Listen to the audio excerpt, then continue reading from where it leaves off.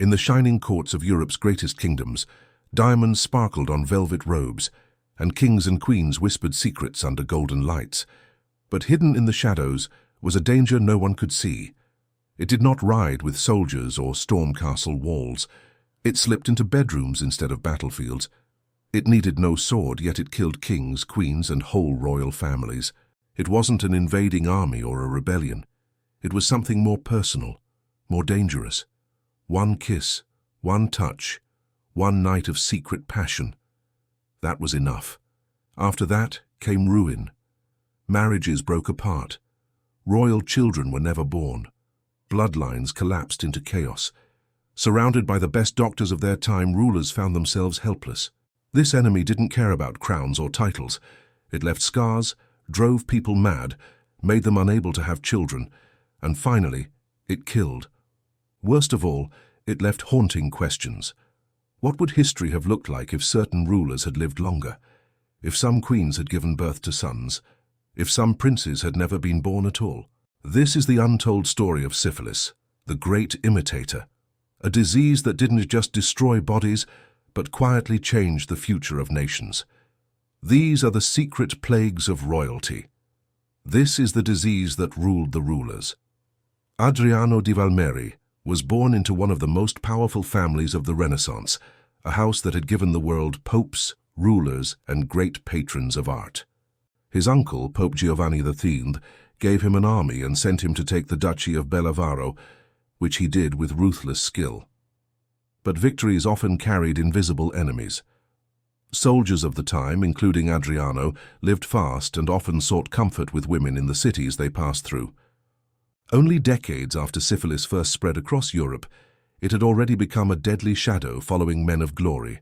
Soon after winning his title, Adriano married the noble French woman Isabelle de Valcourt. Their marriage was short but blessed with one child, a daughter, Catherine de Valmeri, who would one day be Queen of France. But joy turned to tragedy. Isabelle died only 2 weeks after giving birth. Adriano followed a few days later, sick and broken, at just 26 years old. Their baby daughter was left an orphan and locked away in a convent during times of political unrest. Yet she would rise from... In the glowing courts of King Edward Harcourt's England, no man shone brighter or fell harder than the poet-warrior Edward Harcourt himself. He was a war hero, a sharp-tongued writer, and a famous lover of pleasure. He was the king's favourite, a darling of the theatre, and a legend in every tavern from St. Regent Hall to Rosemarket Square. But behind his clever jokes and magnetic charm, something dark was eating away at him. Syphilis, already spreading fast through Restoration London, was poisoning his body and mind. For years, Harcourt hid the signs with wit, wine, and laughter. But the disease was relentless. By his early 30s, his looks were gone. His once handsome face was scarred, his nose damaged, his eyesight nearly gone. His strong body grew weak. The man who once filled every room with energy now spent his last days alone, in pain and shame. When he died at 33, it was more than the end of a man. It was a bitter symbol of an age where endless pleasure often led to ruin. In the grand halls of the Habsburg Empire, Emperor Leopold IV was everything a young ruler should be, tall, charming, and full of promise. His sharp mind and fresh ideas brought new life to the old royal court. But Leopold was not just a ruler, he was also a man who loved women. From noble ladies to common girls, his romantic adventures were the talk of Europe.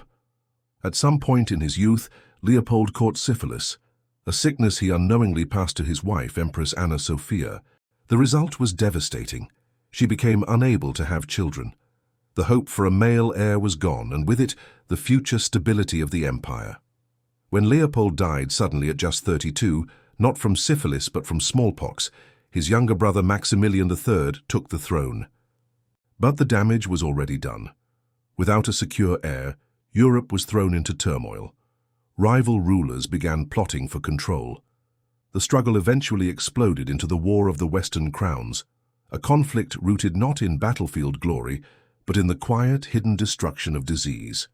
Far to the west, in the peaceful land of Belmora, Prince Henrique III was never meant to wear the crown. He loved poetry more than politics, Shakespeare more than statecraft.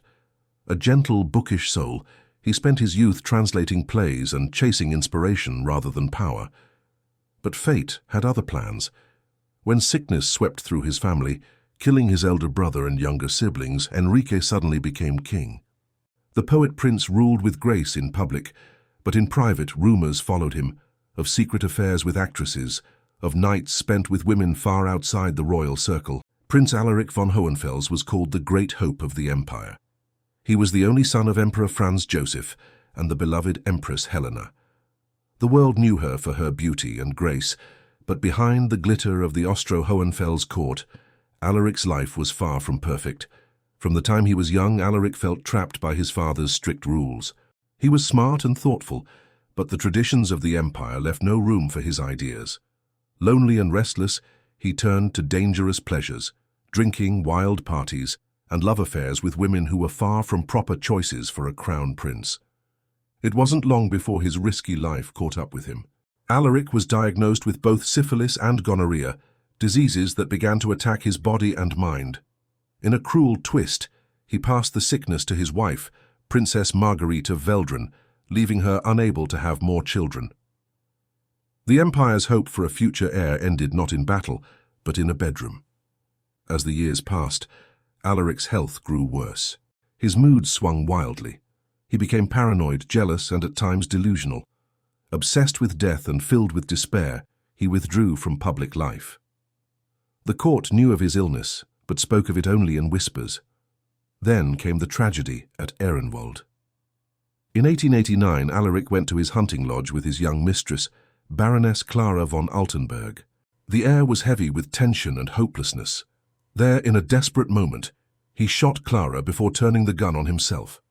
The royal family rushed to hide the truth, telling the public he had died from a sudden illness. They forged letters, changed the story, and buried both Alaric and the facts. But the damage was done. The Ehrenwald tragedy shocked all of Europe. It was more than the death of a crown prince. It was a crack in a royal family known for strict manners and proud traditions. Archduke Matthias von Hohenfels was the troublemaker. People called him the black sheep of the dynasty. His scandals were endless. He crashed royal dinners without clothes, stormed into women's quarters wearing nothing but a sword, and openly showed off his affairs with actresses and courtesans. Some laughed at him. Others thought he was a disgrace to the crown, but behind the wild behavior was a man slowly being destroyed from the inside. In his mid-30s, Matthias caught syphilis, the same sickness that had already haunted many royal houses of Europe. At first he tried to ignore it. He traveled, drank, and distracted himself. But syphilis, when it reaches its later stages, shows no mercy. Soon his health began to fail. Painful sores appeared. His nerves and brain were affected. Then came the most shocking blow. The disease ate away part of his face. To appear in public, Matthias had to wear a rubber nose. For a man who had always loved being seen, it was a cruel humiliation. Shamed and sick, he stayed away from the court. By the age of 41, Archduke Matthias was dead. His life ended in scandal, sorrow, and disgrace. Had he lived longer, he might have stood closer in line to the throne. But fate and disease had other plans. The Hohenfels monarchy continued, but its foundations were already weak. Just over a decade after Matthias's death, the empire itself collapsed, helped along by the personal tragedies of men like him. These rulers wore golden crowns and commanded mighty empires. They ruled millions of people. But beneath the silks and jewels, they carried a terrible secret. Syphilis, a sickness as silent as it was deadly, spared no throne. It crept through royal chambers unseen, changing not just lives but the history of whole nations. This was more than a medical problem. It was a hidden force that ended family lines, decided who would inherit crowns, and shaped the map of Europe in ways no sword could. From the candle-lit palaces of Bellevaro to the glittering halls of Vienna, syphilis moved like a ghost. Its victims were too powerful to admit they were weak, and too human to escape its reach. For centuries there was no cure. Only pain, only shame, only decline. Then, in 1928, a Scottish scientist named Alistair Fairbairn made a lucky discovery, a forgotten petri dish in his lab that led to the creation of Benadryl. For the first time, the silent killer could be stopped. But for the kings and queens who had suffered before, the cure came far too late. Syphilis didn't just damage bodies, it shaped the fate of empires. And in doing so, it became one of the most powerful and invisible forces in royal history.